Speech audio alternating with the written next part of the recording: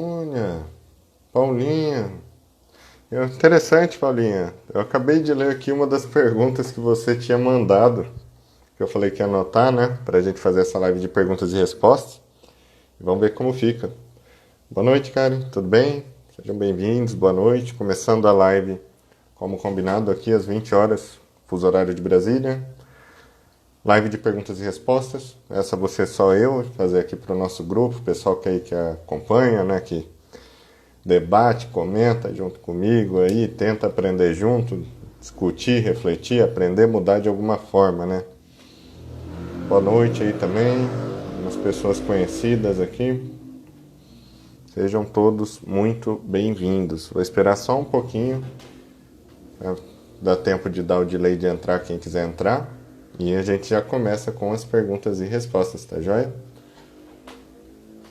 Oi, boa noite, Rafael. Seja bem-vindo.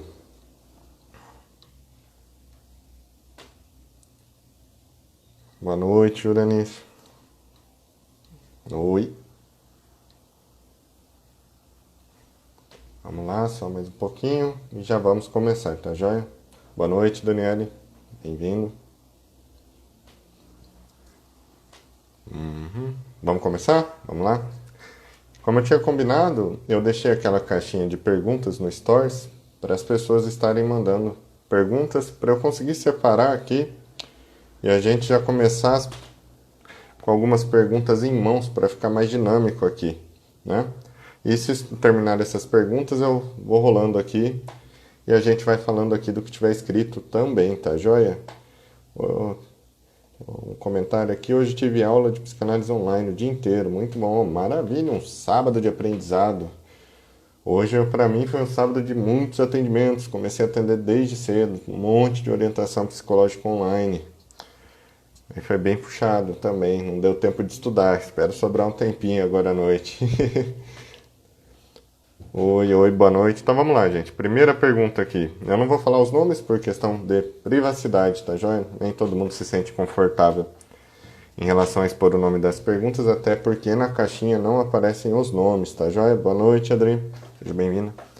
A primeira pergunta é a seguinte: quando os pais só dão coisas materiais para um filho do que para o outro, é um abuso sentimental? Então vamos lá, o que eu entendi da pergunta. Se a pessoa dá mais uma coisa para um filho do que para o outro, é um abuso? Quem acha que é um abuso? Dá mais coisa para um filho do que para o outro. Digita sim, é um abuso. Só sim, é um abuso. E quem acha que não é um abuso, dar mais bens materiais para um filho do que para o outro. Abuso, é um abuso ou não é um abuso? Opa, peraí, cara. Não é um abuso, sim é um abuso, sim é um abuso, sim é um abuso. Tá, joia. Então, por enquanto, do pessoal aqui que tem aqui, a maioria considera um abuso.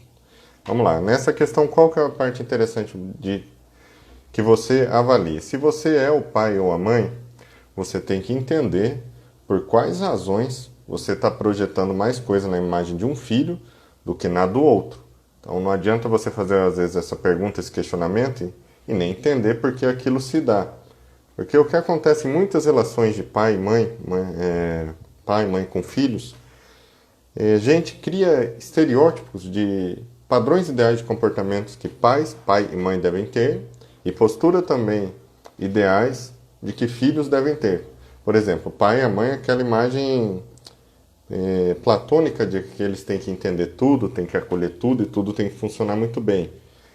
E ao mesmo tempo, uma imagem comum de filho, que o filho tem que se submeter, tem que entender, tem que respeitar, tem que fazer. E às vezes nesse caminho você esquece que antes de você ser pai e mãe, antes de você ser qualquer coisa, você é um indivíduo. Você teve as suas vivências, você teve seus traumas, você teve seus aprendizados, você desenvolveu seus traços de personalidade. Então, se isso está acontecendo com você, eu consideraria um abuso se essa postura estiver prejudicando seus filhos, tá? Se essa diferença estiver fazendo mal, porque tem filho que lida muito bem com isso. Ah, como assim? Não é assim. Bom, posso falar, ué. Eu Tenho, né? Estão vivos, ótimos pais. Ótimos de muitas formas. E em vários momentos, meus pais privilegiaram muito mais o irmão meu do que eu. Isso é nítido. Aconteceu muito tempo. E ao mesmo tempo eles nunca viraram as costas para mim, a gente se dá super bem e funciona. Tinham coisas deles relacionadas à minha imagem e relacionadas à imagem do meu irmão que eram diferentes. Ponto. Então, nesse caso, eu não consideraria um abuso. Daí você fala, é porque é os seus? Não. Porque não me despertou nenhum trauma, não esculhambou minha saúde, não tentaram me agredir ou me negligenciar de nenhuma forma, mesmo que tivesse a diferença. Mas agora, se você tem uma diferença dessa, num sentido de punir, num sentido de privar um filho, privilegiando o outro, aí é bem interessante que você reavalie. Porque você tem responsabilidade sobre as suas ações. Se você faz mal para um próprio filho de forma intencional, é bom buscar terapia, né? Não vai ser legal prejudicar o nosso próprio sangue. Vamos lá. Próxima pergunta. Gostaria de compreender sobre maturidade emocional na versão da Gestalt terapia. Tá. A Gestalt terapia é a minha abordagem, é a abordagem que eu sou especializada, é a abordagem que eu atendo. Uma forma bem simples de explicar o que seria maturidade em Gestalt terapia é você se dar conta de si mesmo e ter responsabilidade sobre si. O que é isso na prática? Você ser autossuficiente, não no sentido, não preciso me relacionar com ninguém, mas conseguir ser funcional com a vida. Você funciona bem financeiramente? Você funciona bem emocionalmente? O que é funcionar bem financeiramente? Você consegue comer, dormir, através de uma monetização sua, se movimentar, atender suas necessidades, principalmente as básicas. Emocionalmente, você consegue ter evolução. Você terminou um namoro. Você não entra numa depressão, não corta os punhos, não pula da ponte, você elabora um luto de forma funcional, igual ele pode acontecer, de uma maneira onde você lide com aquela tristeza, de uma maneira que fique bacana. Você está passando por uma quarentena. Poxa, seu nível de estresse aumenta, um pouco de ansiedade, uma mudança de rotina, algumas desconstruções, né, alguns ajustes que você tem que fazer, te desconforta. Mas você tendo maturidade, você consegue criar meios para lidar com isso sem que sua vida vire um caos, sem que você comece a ter pânico, sem que você comece a ter fobia. Então, vendo pelo ponto da Gestalt terapia, compreender maturidade emocional em Gestalt é isso, é você assumir responsabilidade sobre si próprio. Porque tem um ponto bem interessante sobre isso, que olha que bacana, às vezes você é a melhor pessoa do mundo. Aí você fala, poxa, eu sou a melhor pessoa do mundo, mas eu não vou bem financeiramente, eu não vou bem profissionalmente. Minha parte emocional é fraca. Você já parou para pensar que quando você não consegue, independente do tamanho do seu motivo da sua dor, do que for, você não consegue desenvolver algo, alguém que te ama muito vai ter que desenvolver por ele e por você? Por que isso é justo? Que tipo de bondade eu tenho que eu permito que o outro tenha que se desdobrar para fazer algo que eu talvez teria potencialidade de fazer se eu me permitisse abordar de outra forma? Que maturidade é essa? Porque às vezes a gente fala maturidade, independência, fala independência emocional. Aí a pessoa interpreta que é não depender de ninguém, né? Dane-se todo mundo, eu não preciso me relacionar com ninguém, não é isso. Independência emocional é não fazer o outro refém para você ter as coisas. É você conseguir ter um relacionamento íntimo sendo dois evoluindo, dois tendo a própria personalidade, dois tendo as próprias vidas, as próprias construções e compartilhando. É você conseguir ter um filho sem projetar tudo no filho, né? Quando termina um casamento, alguma coisa, o filho sai de casa, quase morre, né? Porque não vivia a própria vida. Só vivia a vida do filho. E projetava a ausência da própria vida no filho. No trabalho, pessoas que se escondem no trabalho. Então a independência ela é associada nessa questão de maturidade. Não é eu não me relacionar com, mas eu não criar formas doentias, ou seja, que vão contra o meu equilíbrio, o meu bom estado de saúde, que dificultem minha vida, façam mal para mim e aqueles próximos a mim, né? Provavelmente os que eu mais gosto, os que eu mais amo. Vamos ver outra perguntinha aqui, estou seguindo a ordem. Só um pouquinho.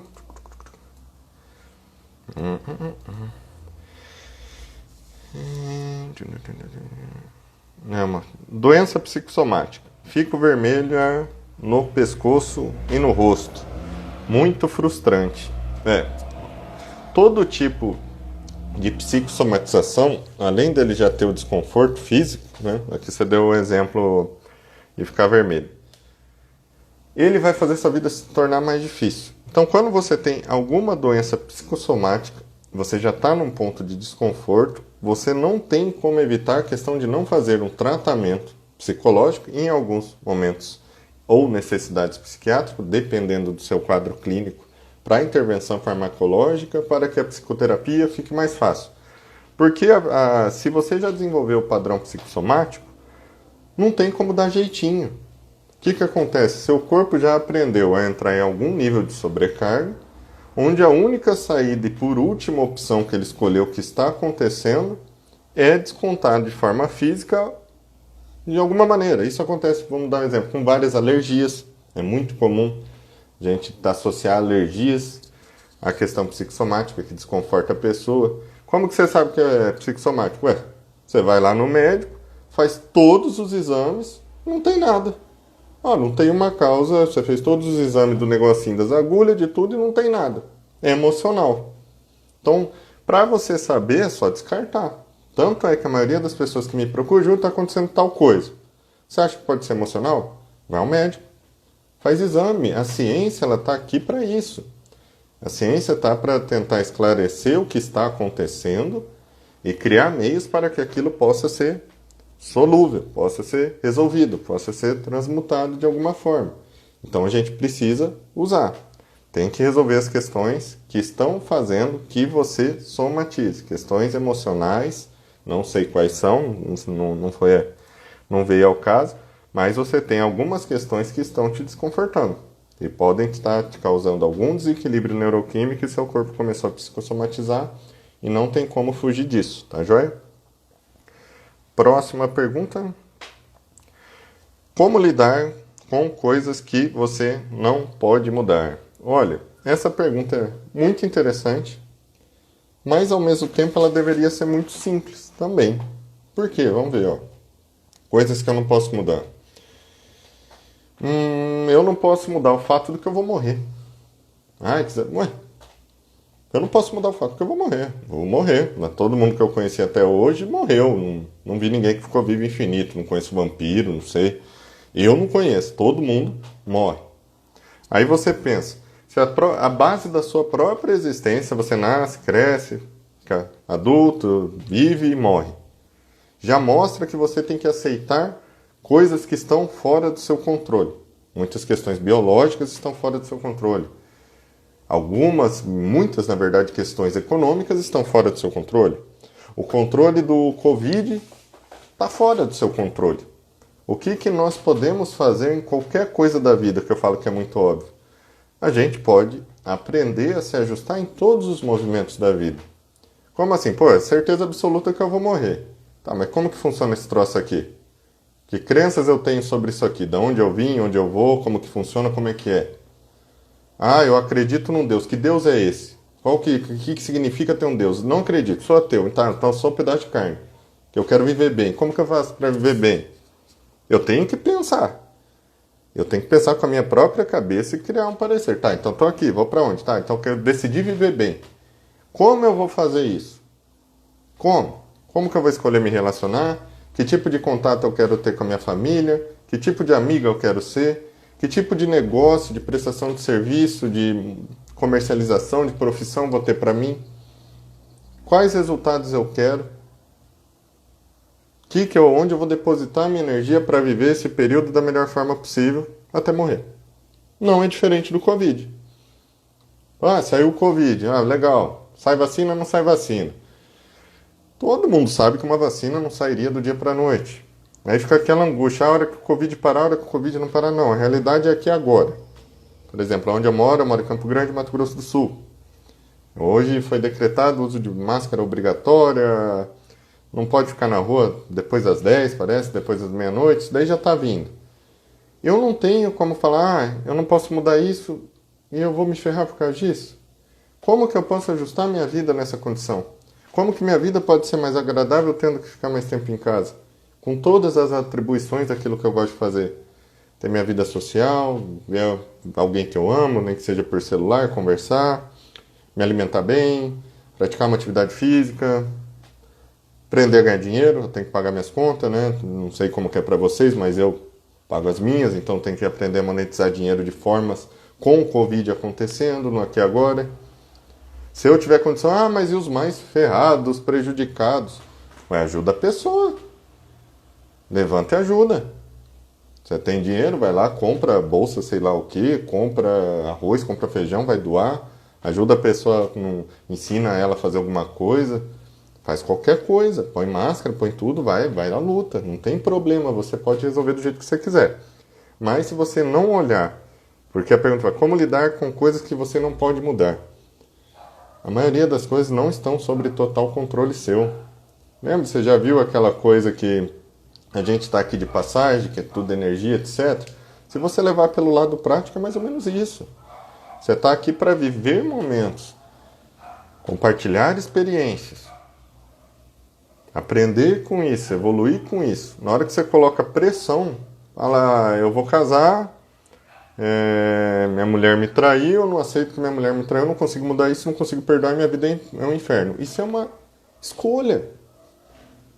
Isso não tem a ver com mudar ou não mudar. Você escolheu pegar a sua vida e pausar nesse exato momento onde uma dor aconteceu, uma perda, uma dificuldade. Você pausa aqui, ó.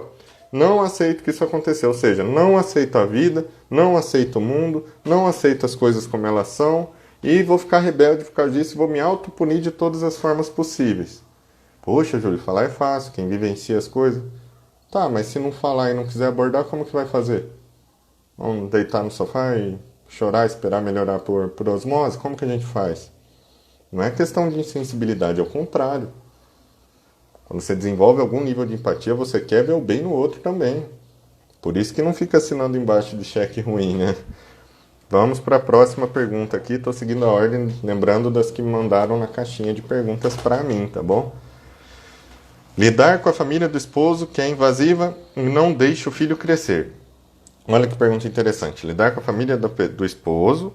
O esposo tem uma família invasiva que não deixa ele crescer. Volta um passinho atrás. Eu acho, não tem muitas informações aqui, né? Que quando você conheceu seu magnífico esposo, que era seu namorado, ele tinha uma família invasiva, né? Que não deixava ele crescer desde lá que ele era namorado. Não era? E alguma coisa, em algum momento de vida, você decidiu que ele amadureceria com o tempo, alguma coisa assim? Como que você faz para invadir o livre-arbítrio do outro? Como que você vai lidar? Cara, você tem que lidar lá com a sua família, não aceita que ela não deixe você amadurecer, ou você muda ou não vai dar certo. Termina. Você para, larga a mão, ué. Você quer que a pessoa seja o que ela não é. A questão é, seu esposo tem intenção? Ele quer se tornar mais independente, está com dificuldade? Vocês estão caminhando junto? Ou você está esperando algo que ele nem pensa como você? Porque se você pegar duas crenças diferentes, como que você vai criar um equilíbrio disso? Eu posso desenvolver o que eu quiser na minha vida, eu posso aprender qualquer coisa, desde que eu tenha intencionalidade. Lembra da motivação que eu postei ali anteriormente? Desde que eu tenha motivo e ação. Desde que eu permita lidar com as crenças que não estão fazendo com que eu consiga ter os resultados que eu gostaria de ter. Ele tem? Porque se você pausar a sua vida no sentido de quero que ele se resolva por lá, é viver uma ilusão, é pensamento mágico. E lembra, volta um passo atrás. Dificilmente esse cara se tornou dependente de família e não quis crescer antes. Você conheceu e pelas suas próprias razões, você forçou a barra em acreditar numa situação que ainda não existia. Você vai vendo onde a coisa vai? E isso foi livre-arbítrio, você escolheu. Igual você escolheu, ele também escolhe, ele também colapsa o tempo todo. Você não vai ter esse poder que você imagina de escolher por ele o que você acredita que seja melhor para a relação. Esse é um dos motivos que mais geram conflito na relação, né?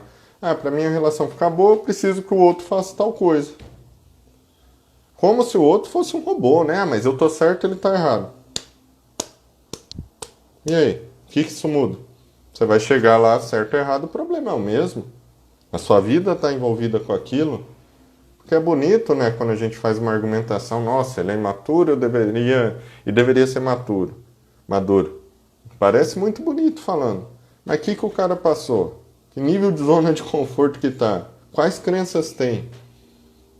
O que ele quer para a vida dele? Eu vejo muito isso em casais. Não tenho atendido tantos casais, mas atendo muitos casos que a questão do casal vem como tema. E o que chega lá? De um querer uma coisa e o outro querer outra coisa diferente. Eu faço um exercício muito legal nos atendimentos, parece a coisa mais besta do mundo. Mas você pode fazer, fica à vontade. Começa nem vou falar da crença, vamos para o exercício. Eu pego uma folha sulfite, coloco o nome do cidadão aqui, o nome da cidadã aqui, e peço para o que eu estiver atendendo, a mulher no caso. Escreva aqui em cima, igual tabelinha, coluninha, você vai escrever um por um aqui. Tudo o que é importante na sua vida. Qualquer coisa. Saúde, aparência, sexo, dinheiro, Deus, filho, família, você vai escrever tudo. Pode escrever de 1 a 1000, escreve tudo. Aí depois você vai vir aqui embaixo e vai dar uma nota de 0 a 10 para você. No quesito espiritualidade, vamos dar um exemplo, 0 a 10 para ele. Aí você é 10, você é uma pessoa que se visualiza de forma espiritualizada e traz esse contexto para suas transformações de vida. O cara é ateu. Aí no outro, família. Você nem família tem, não liga para contexto familiar nenhum, e o cara é totalmente dependente da mãe.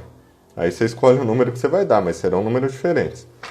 Se a maioria desses números forem diferentes, vocês forem diferentes, como isso vai funcionar? Olha onde é o tamanho do problema que vira. Porque falar aquelas crenças coletivas é fácil. Os opostos se atraem. Não sei em que mundo que criaram isso. Não faço a mínima ideia. Um preenche a dificuldade do outro. O que é isso? Então, se o cara é muito agressivo, a mulher tem que ser submissa ou vice-versa. Olha mais a fundo. Porque é fácil falar, mas meu pai e minha mãe lá de 60 são casados. Bota aqui na minha frente no consultório para ver se um dos dois ou os dois não estão com a saúde destruída. Não se acabaram de todas as formas para manter um status social pelos que eles foram programados para fazer. Isso não é relacionamento, tá? Tem muito casamento e namoro que não tem nada a ver com relacionamento. Então toma muito cuidado para não confundir conceitos e não ficar apegada que a vida tem que ser de tal jeito. Tem que ser de tal forma. Quantas pessoas eu atendo que fazem, nossa, vamos ver, eu tenho o caso de um rapaz que está com mais de 30 anos, formou, deu aula e mestrado, caramba, e não está feliz financeiramente. Aí pegou e falou para mim, nossa, estou com tal idade e não era para estar assim, com essa idade era para estar independente. Quem falou? Quem falou? Pai, mãe, sociedade? Você não tá. A única informação que você tem é que você não tá. Agora você quer tá? Vamos conversar sobre desenvolver, estar? Vamos criar isso? Mulher... Quantas mulheres eu já não atendi? De 25 a 35 anos, que tem filho, pai não assume, muitos. A mulher fica cuidando da criança basicamente sozinha, sem muita condição de investir tempo e tudo na vida profissional, na vida financeira, e fica se sentindo péssima. Nossa, e agora? O que eu vou fazer?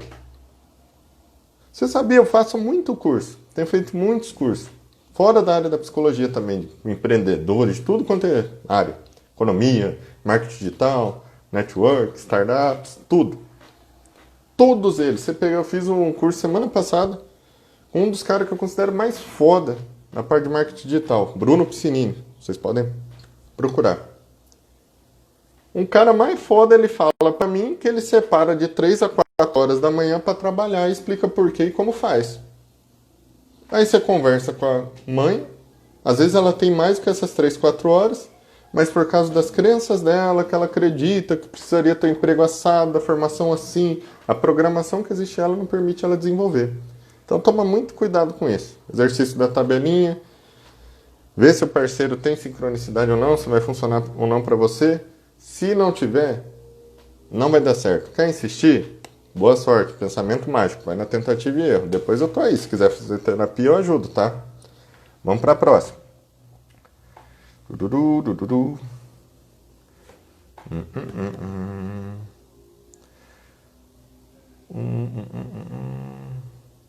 Próxima, só um pouquinho. Que eu ver aqui. Opa.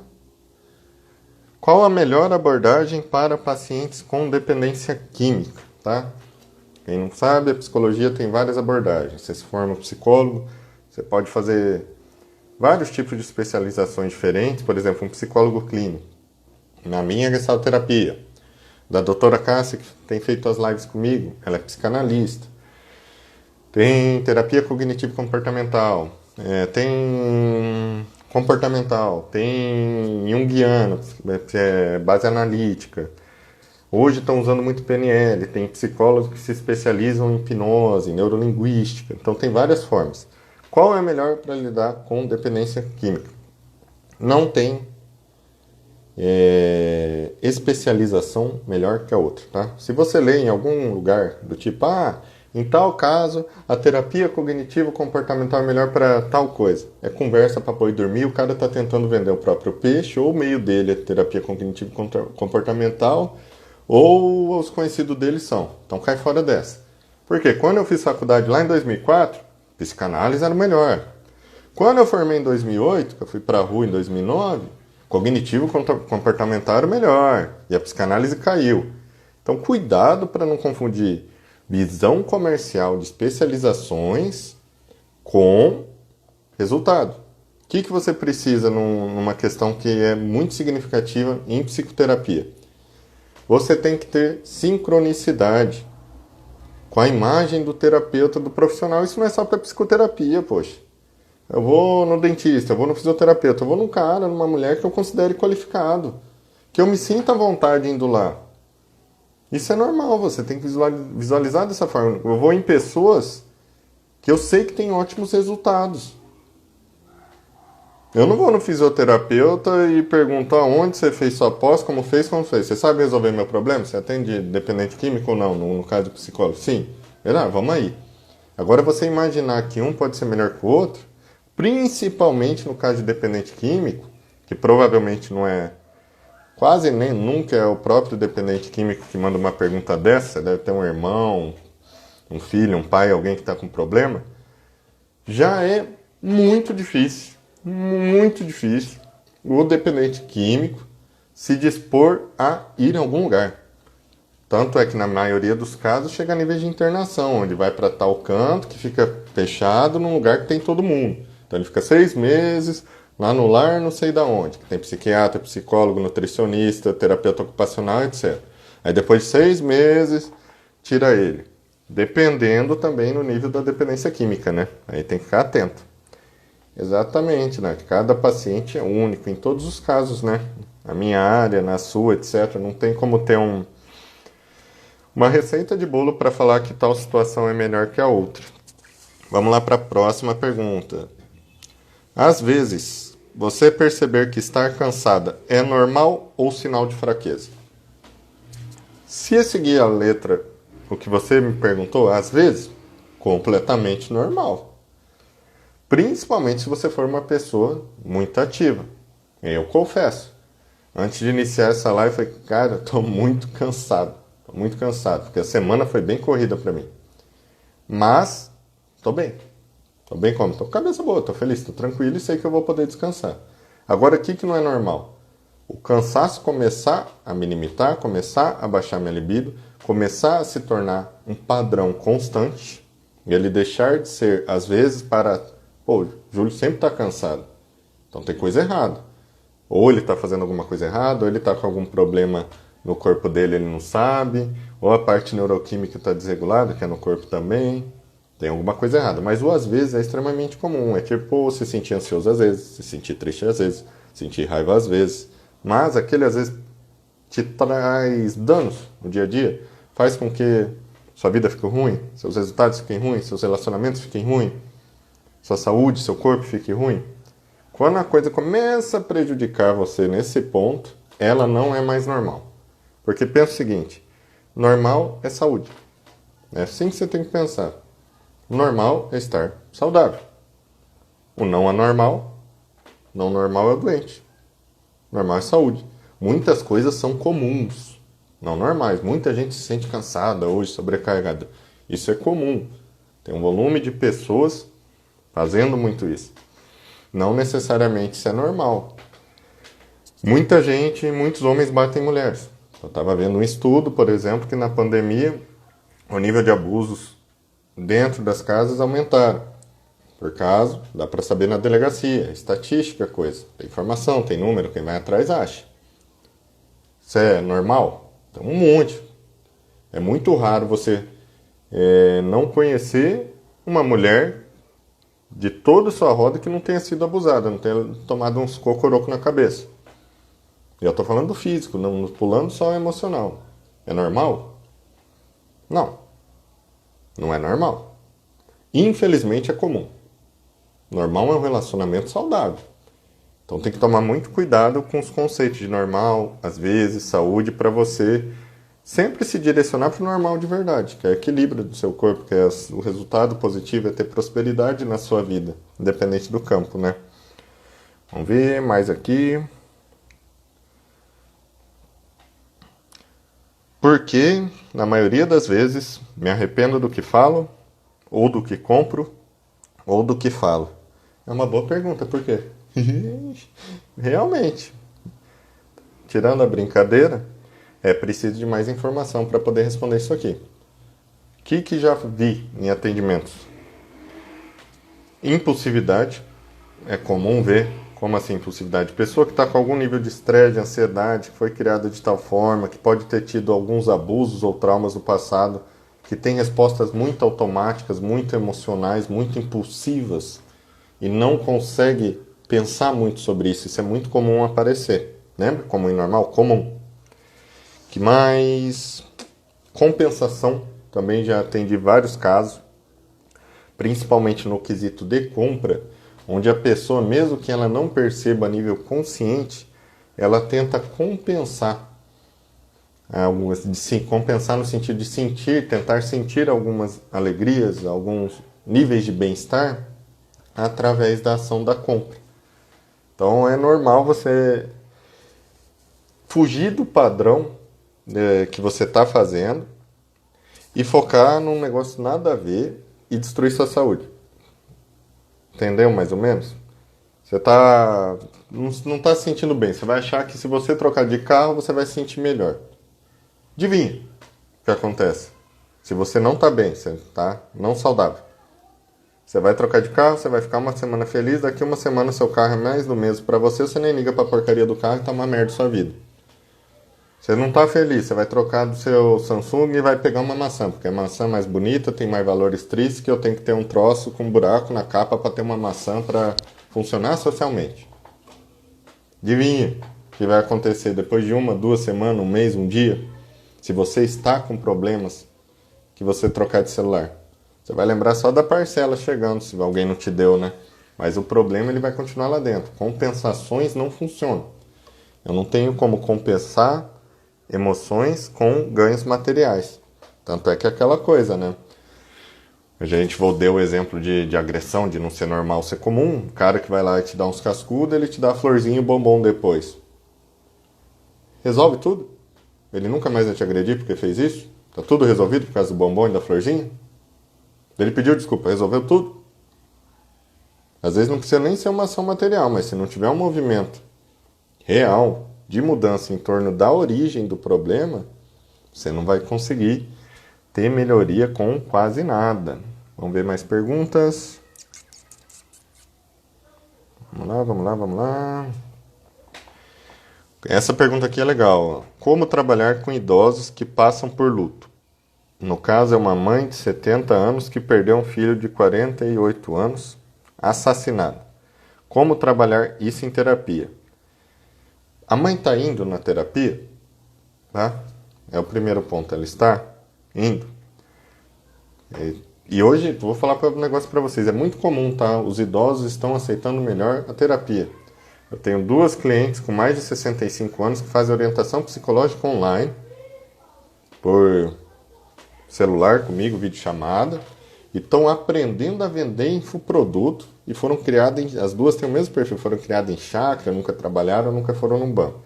Então, o primeiro ponto é estar indo. E luto tem um sistema para ser elaborado. Você fala, puxa, a pessoa de 70 anos que perdeu o filho, enterrou o próprio filho. Você não pode julgar que essa pessoa tem uma capacidade menor do que um filho que perdesse um pai, que não foi um assassinato, que não foi através de um evento não natural, se considerando a morte evento natural. Porque, teoricamente, também eu poderia julgar que uma pessoa de 70 anos já tem um nível de vivências empíricas bem valiosos, né? 70 anos dá para aprender alguma coisa, não dá? Eu posso não ser muito bom em algo que está no auge da atualidade aqui. Mas quantas coisas eu já não vivi?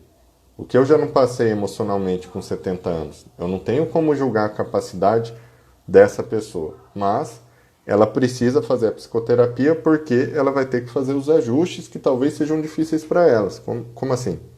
É muito comum quando a pessoa mais velha perde uma pessoa mais nova, dela projetar o significado da vida dela para o cuidado da mais nova. Né? Não é assim? Você vê, o seu pai te cria, seu pai e sua mãe. Aí criou você, um irmão, uma irmã, três filhinhos. Trabalhando firme, correria daqui, vem para lá, mas boa parte do dia deles é focada em vocês. Dando horas do dia, todos os dias, pensando em coisas que envolvem a vida de vocês. O que vocês vão comer, onde vão estudar, como agir com vocês, como vocês estão se relacionando, como tentar orientar. Aí o tempo vai passando. Vocês começam a ter filho. Ou se relacionar. Alguns não têm, mas supondo que tiver, só para seguir a linha do exemplo. Você percebe que os seus pais se tornam avós, diminui um pouquinho a carga de trabalho, o corpo também pede um pouquinho, criam situações mais equilibradas financeiramente, de respaldo e tudo para quem continuou crescendo. O que eles vão fazer? Cuidar dos netos. Como é cuidar? Ficar o dia inteiro grudado? A atenção dele está direcionada para isso. Vira como se fosse um propósito, vira uma prioridade. Então, nesse sentido, é muito importante a psicoterapia, porque você tira um desses propósitos dessa pessoa. Aí fica muito difícil com que ela, do nada, aprenda a viver tudo de forma diferente. Então, eu atendo uma pessoa, que eu dei exemplo de duas pessoas que eu atendo acima de 65 anos por orientação online, que ela está aprendendo a ensinar de forma online para pessoas carentes artesanato, costura e etc. Pessoas que não têm condição nenhuma, que não sabem fazer nada. Montou uma estruturazinha, enfiou um tabletzinho lá na vilinha, enfiou o valor para essa pessoa ter acesso à comunicação, e isso está criando preenchimento para ela. É uma pessoa que já tem os filhos, está morando numa chácara, estão longe, tudo. Ela está funcionando. E se ela não tivesse se permitido pensar sobre essas coisas, aí que eu falo que entra a questão da terapia, né? Se ela não pensa sobre isso, como que ela vai criar? Parece um negócio bem óbvio, né? Mas assim, falar, nada a ver isso, mas se você não pensa sobre uma coisa, como que você vai criar? Eu dou sempre um exemplo bem simples. Funciona mais com quem gosta bastante. Eu gosto, mas com quem não gosta você vai entender isso também. Você tem um carro, você tem um Gol. Mas um belo dia, por A mais B, você troca, ou você quis trocar, ou você pensou em trocar, e você vendeu seu Gol e comprou um Corolla. Coincidentemente, depois que você está com o seu Corolla, ou que você teve vontade, você estava com o seu Gol, você começou a despertar vontade e interesse em ter o Corolla, você não vê mais Corolla na rua? Coincidentemente, só porque o seu nível de atenção mudou. Seu foco mudou. Seu interesse mudou. Sua prioridade mudou. Então, no luto de uma pessoa mais velha, nós ajudamos ela a elaborar essas mudanças conforme ela vai descrevendo as próprias características, as próprias potencialidades, os próprios desejos, os próprios interesses e por aí vai. Deixa eu ver se tem mais pergunta aqui. E aqui não é uma pergunta, foi mais uma afirmação. Eu me curei de fibromialgia, enxaqueca, ansiedade, depressão, conheço a minha história. Mas não perguntou nada. Aqui mais um. Como eu faço para lidar com o meu relacionamento tóxico? Não dá não. O que você vai fazer? Essa pergunta aqui é insolúvel. Como você faz para lidar com a toxicidade do negócio? Não tem como. Ou os dois pisam no freio e vamos mudar, ou não tem o que fazer. Porque qualquer resposta que seja dar jeitinho para você engolir sapatada, na esperança de que as coisas vão melhorar por alguma variável que está fora do seu controle, vai bater muito forte na sua saúde. A única saída para melhorar um relacionamento ruim é os dois pisarem no freio, conscientemente, intencionalmente, falar, cara, tá errado. Ó, eu sou grosso pra caralho, sou cavalo pra caralho, tô prejudicando nossa relação, tô te fazendo mal, tô me fazendo mal, vou ter que me virar pra resolver isso aqui. Sei lá, vou fazer terapia, vamos buscar formas de melhorar. E eu não tô feliz com o jeito que você age comigo também. Você percebe? Não percebe? Ah, eu também. Vamos fazer alguma coisa? Aí se cria a possibilidade. Mas se você chega em casa, leva a escorraçada todo dia e entra na internet pra ler coisa bonitinha, para tentar escapar daquele mal-estar achando que a situação vai mudar por osmose, é muito difícil. Porque como que as coisas mudam? Vamos prestar atenção assim, como que normalmente as coisas mudam.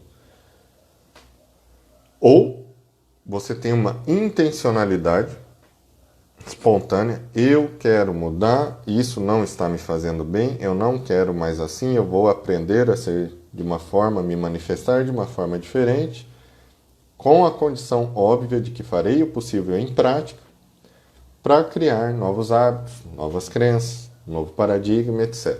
Esse é um jeito. Eu considero melhor. E tem outro jeito. Ou você vai levar tanta pancada, vai sofrer tanto, até a dor ficar insustentável para você, que você não vai ter mais como ficar no mesmo lugar que você está, e você vai ter que aprender a se mexer de formas diferentes, porque a dor se torna insustentável. Por que eu prefiro a primeira alternativa? Porque na primeira alternativa, a sua capacidade para criar ajustes criativos, criar possibilidades boas na sua vida, estando com o corpo legal, é muito maior do que não estando.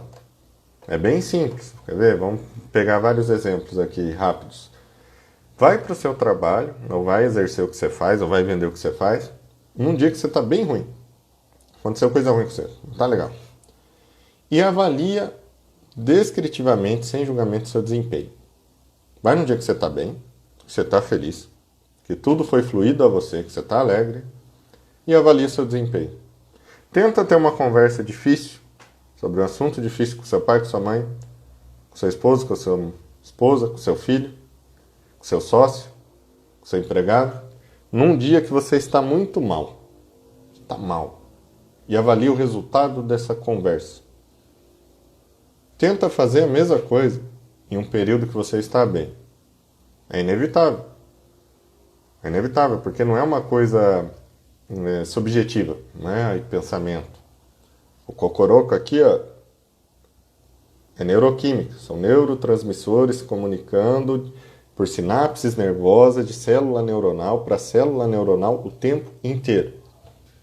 O tempo inteiro. Cada nanosegundo vai acontecendo um monte dessa. E tudo isso muda na nossa produção neuroquímica e afeta o corpo inteiro. Então, cada micromomento, para bem, estimula seu corpo para melhor. Para mal, estimula seu corpo para pior. Para bem, capacidade de resolver as coisas, ter uma vida super bacana, mais fácil. Para mal, sua capacidade. Então, avalia seu dia. Vê quais coisas você pode fazer desde o mais simples, principalmente começando pelo mais simples, para que sua vida possa se tornar mais agradável, mais alegre. Às vezes as pessoas não se dão conta dos mínimos detalhes. Você fala, gosto de tomar café. Eu falo, cara, você acorda e faz o quê? Acorda e toma café. Toma o café de qualquer jeito, correndo, queimando o beiço, nem passa o próprio café, já bravo, perguntando, preocupado com o serviço, ou já de mau humor, porque é o jeito que acorda de mau humor. Você não toma café. É bem diferente de quem gosta de café. Quem esquenta uma água, sente o cheiro, acorda 10 minutinhos antes, para sentar à vontade, degustar o cafezinho, escolhe o pó. Precisa ser milionário? Precisa ser o mais privilegiado do mundo para coar um café? Um café, banho. Tem gente que entra no banho para não ficar sujo. Tem gente que toma banho, é diferente. Você entrar num banho, tanto para homem, tanto para mulher. Se cuidar. Gostar do seu corpo. Se sentir, se tocar. Se perceber, olhar para você. Se dar o melhor num banho. Tem mulher que eu atendo que não lembra nem de passar o creme que ela gosta lá, porque tá assim, tá assado, tá, essa parte de cuidado aparece mais pra mulher. Como que faz? Como que isso vai fazer? A gente tá falando de banho e café. E você quer conversar sobre prosperidade em saúde, prosperidade profissional, prosperidade financeira. Primeiro aprende a tomar banho, né? Quantas pessoas eu atendo que chegam pra mim que a gente tá falando? Por que você tá falando isso, Júlio? Alegria, ajustes bons, mais fácil. Falta de alegria, ajustes difíceis. A pessoa chega e diz, adoro o cinema. Pula, vamos ignorar, volta, vamos falar de 2019, que 2020 basicamente a vida social nesse sentido foi detonada por causa do Covid.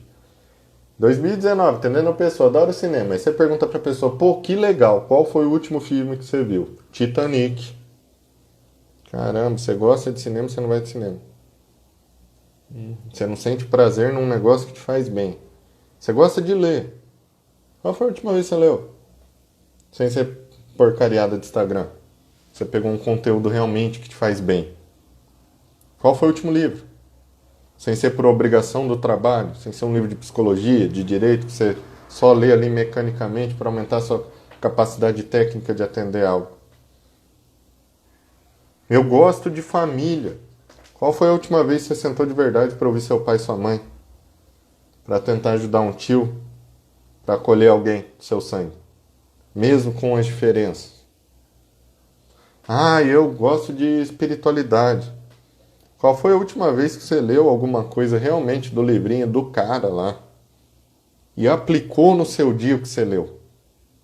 No seu dia a dia, você colocou como foco, pegou o parágrafo lá, provérbio, e falou, vou fazer isso em todas as minhas ações desse dia aqui, e dane-se, é isso que eu acredito. Quando? Alegria, ajustes criativos mais fáceis. Falta de alegria, muito problema. Vai precisar de terapia. Pessoal, das perguntas que eu anotei foram essas, agora eu vou começar a ler aqui o que foi escrito, tá joia?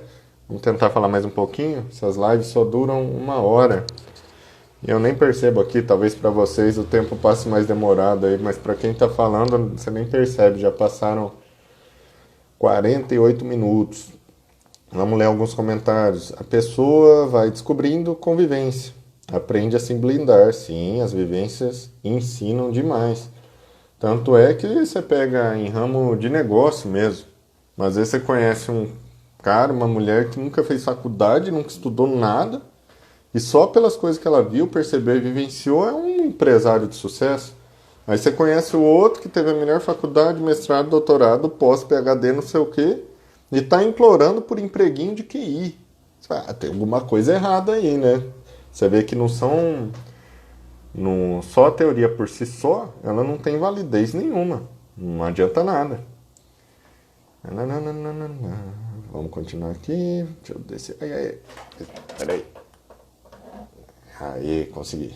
Júlio, aprendi a me amar, me gostar, fazer coisas que me dão prazer. Olha que maravilha. É esse tipo de coisa que quem trabalha na minha área fica muito feliz em ler. E eu gosto desse tipo de coisa que está escrito aqui, ó. Aprendi. Ou seja, aprendi, teve algum movimento que você se permitiu fazer um monte de coisa e atrás um monte de conhecimento diferente. Tentar visualizar as coisas um monte de jeito diferente para começar a visualizar com foco, se amar, se gostar, fazer as coisas de um jeito melhor. Ou seja, você quis fazer isso, você buscou isso. Não foi aleatório na sua vida. Por isso que eu dei o exemplo do carro. Eu dou alguns exemplos assim, porque eu imagino que para a nossa cabeça seja mais fácil visualizar coisas materiais do que coisas subjetivas, né? Olha lá que maravilha. Eu me gosto, eu me arrumo pra mim. Isso aí é outro nível, né? Agora vamos ver aqui. Tenho dificuldades em fazer coisas em minha vida, por medo de ser exposta, e sempre me sinto insegura para estar à frente de qualquer coisa. Como tratar esse sentimento? Se você for tratar ele em psicoterapia, nós vamos primeiramente buscar a origem dessa insegurança. Quase sempre tem muita coisa mal resolvida desde lá da primeira infância sobre aspectos que fizeram com que você se tornasse inseguro. Dentro desses aspectos, nós vamos começar a descrever sua realidade no aqui e agora, trabalhando suas potencialidades, te ajudando a se dar conta de si mesmo, dentro do que você está podendo fazer, linkando essas memórias. Isso que eu estou falando aqui, gente, que vocês perguntam bastante aí nos comentários, é neurolinguística. Vai pegar uma experiência passada, dar significado novo nela. Como assim? Se você perdeu alguém há 5 anos, sua mãe morreu, você está muito triste e não consegue superar isso. A gente começa a falar dela, adivinha? Você se sente triste, ou vai sentir alguma emoção relacionada à perda dela que vai te fazer ficar triste. É inevitável. E sua mãe existe, fisicamente falando? Morreu, não está aqui mais. Não está aqui. Por que você sente? O aparelho psíquico, ele é diferente do que a gente conversa em prática. Quando a gente fala, por exemplo, passado, presente e futuro, são nomenclaturas para a gente aprender a se comunicar. Mas basicamente para a nossa cabeça ela é um holograma que você pensa o que quiser e cada pensamento que você tiver é a realidade última naquele momento, no aqui e agora, e acabou. Não interessa se você está pensando de passado, presente e futuro. Então, se eu conseguir olhar para uma possibilidade, uma vivência passada ruim, e ressignificar ela aos poucos com a minha capacidade real presente, não é ficção científica sobre o que eu consegui desenvolver, que mesmo tendo essa dificuldade, com certeza também tem potencialidades, e olhando para frente, com certeza essa segurança vai vir a se desenvolver em você de uma forma ou de outra. Fora os resultados, né? Além disso, vem as pequenas ações com resultados. Você falou isso, eu senti empatia. Algumas pessoas aqui me conhecem. Eu era extremamente tímido. Eu era o cara que não queria apresentar um trabalho na frente da faculdade, estou no 5º ano de faculdade, morrendo de vergonha, não falava mais nem por nada. 1 ano depois da faculdade, eu dava reportagem nos jornais locais aqui na televisão, palestra para 300 pessoas. Como que foi essa construção? Eu tive que me permitir algum nível de desconforto também, de enfrentamento daquilo. Não que seja só na paulada, né? Mas fazer minha análise própria. O psicólogo normalmente faz psicoterapia também, pelo menos em momentos periódicos da vida dele. E me permite fazer. Um dia um cara ligou para mim, um amigo meu, ô Ju, vamos palestrar no CEMED, Secretaria da Educação daqui? Eu falei, vamos, quem que vai estar lá? 500 professores, entre professores, diretores e coordenadores. O cara que não apresentava o trabalho para os amigos íntimos de faculdade. Alguns movimentos, para o meu próprio bem, eles vão ser desconfortáveis. Agora, o que eu tenho que avaliar? Qual o resultado desse desconforto? É para bem? Pô, eu imagino, na minha cabeça, uma palestra era para bem. Por quê? Eu estava indo lá falar algo que eu domino, para pessoas que eu acredito que precisavam daquela informação. Eu ia aprender muito vendo outros profissionais falando e me relacionando com aquelas outras pessoas. Tudo que eu vi naquele evento ia ser produtivo para mim de alguma forma. Então vamos para o desconforto. Aqui um comentário logo abaixo desse, também sou insegura e morro de preocupação com a opinião dos outros. E eu vejo assim, não sei porque veio aqui na minha cabeça, eu sei, né? Que a questão das redes sociais e essa exposição toda pode ter dado uma gravadinha nisso, tá? Toma cuidado para ver de quais pessoas você está sentindo mais esse desconforto, porque é muito comum observar em casos hoje que essa insegurança é baseada em cima de pessoas às vezes que nem estão no seu círculo real, nem sabem das suas intimidades. É o coleguinha que estudou junto não sei quando, a pessoa que ficou sabe lá quando que vez, o parente que você vê a cada 10 anos. E às vezes você tem uma percepção distorcida daquilo, porque em muitos momentos a insegurança, lembra, feliz ajusta com facilidade, um pouco feliz ajusta mal. A insegurança, se ela te deixar triste de alguma forma, diminuir sua frequência de alguma forma, seu nível neuroquímico, sua vibração, vai fazer com que você distorça a realidade, a percepção dela. E acabe vendo coisa até onde não tem, né? Que é o que acontece em muitos casos de timidez. Era no meu caso. Quando eu comecei a falar mais sobre isso, quando eu dei as primeiras palestras, eu falava, cara, me senti assim. Fiquei pensando que o professor ia poder falar isso, falava com os alunos, com as pessoas que ia dar palestra, dava muita palestra no colégio. Os alunos me falavam, Júlio, eu nunca pensei isso. Eu nem reparei que isso, você e tal coisa, o que eu tinha falado para a pessoa. Por isso que eu falo do enfrentamento. O enfrentamento nos dá informação, nos dá vivência, nos dá oportunidade. Não é enfrentamento de terapia de choque, não é nesse sentido. Mas é no sentido de eu fazer pesquisa. Ou se eu não consigo fazer daquele jeito, de alguma forma eu tenho que conseguir aprender a fazer, né? Aprender tem que ser uma palavra-chave. Tem alegria em ler, prazer em ler e ir a parques. Eu gosto bastante de leitura. Gosto de parques, mas gosto mais de leitura do que de parques. Parque é bom, aqui a gente tem bons parques para dar umas caminhadas, fazer uns negócios aqui, é bem legal. Vamos continuar lendo aqui. Ai, que legal, as outras pessoas já falando, não se preocupe com o que os outros pensam. Isso é bacana. E essa é outra coisa que eu falo, né? Eu falo, em alguns posts, eu falo bastante isso. Às vezes você está numa rede social como essa, você pega aqui, agora está com 28 pessoas aqui. Poxa, são 28 pessoas que por algum motivo dispuseram o tempo numa... Que dia é hoje? Sexta? Sábado, né? Sábado? Nem sei que dia, deve ser sábado. Que se dispuseram numa noite que poderiam estar fazendo qualquer outra coisa, buscando algum nível de informação, de reflexão, etc. Por que a gente não começa a partir daqui mesmo, né? Conversa aqui com as pessoas daqui. Vai depois ali, chama a pessoa e fala, pô, esse problema aí da insegurança, eu passei, sabe como foi pra mim? Aconteceu assim, assim, assado. Às vezes a gente fica tão alienado de ficar vivenciando o nosso próprio problema, tentando resolver na pancada, e não se permite vivenciar experiências novas. Eu sei que uma fala do outro, do nada, faz assim, faz assado, não vai resolver sua vida. Mas ter alguém que tem empatia por você, tem intencionalidade de ajudar, e tem vivência parecida, compreende realmente o que você passou por experiência empírica, tem um valor muito grande, mesmo que não resolva numa frase isolada. Júlio, tô com quase 60 anos. Outro comentário, eu tô comprando Jeep. Apareceu tanto Jeep nas ruas ultimamente. Aconteceu isso comigo também. Eu comprei um carro que eu nunca pensei em ter. Nunca. Aí depois que eu vi o primeiro, eu pensei, esse deve ser o carro mais vendido do Brasil. Tem ele em toda esquina, cara. Agora imagina a potencialidade disso com todas as outras coisas, né? Imagina assim, se tudo que eu dou foco toma forma, então se eu pensar em carro, relacionamento, família, celular, serviço, dinheiro, espiritualidade, todas essas coisas, independente do contexto, o meu funcionamento psíquico é o mesmo. Eu vou ficar mais predisposto a visualizar possibilidades dentro daquilo que eu realmente boto foco, né? Vamos lá, o próximo. O abuso que sofreu quando criança me prejudicou e me deixou muito segura. E me levou a tomar decisões muito erradas. É o que normalmente acontece. É o que normalmente acontece. Boa parte dos problemas que um adulto carrega são de coisas mal resolvidas passadas. E por que na infância acontece muito? Porque na infância a gente não tem o mesmo acervo que tem como adulto, né?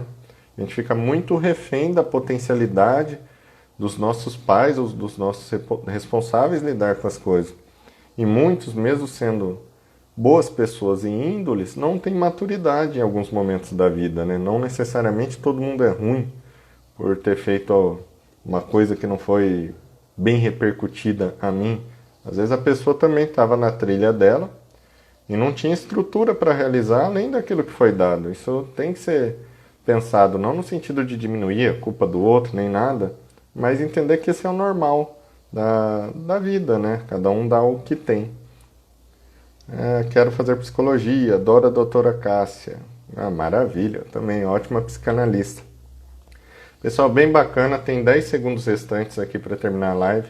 Eu gostei muito de estar respondendo as perguntas aqui. Vou ver se eu consigo deixar salvo no IGTV e se também consigo mandar lá para o YouTube, para quem não conseguiu ver. Mais pergunta, manda para mim no direct.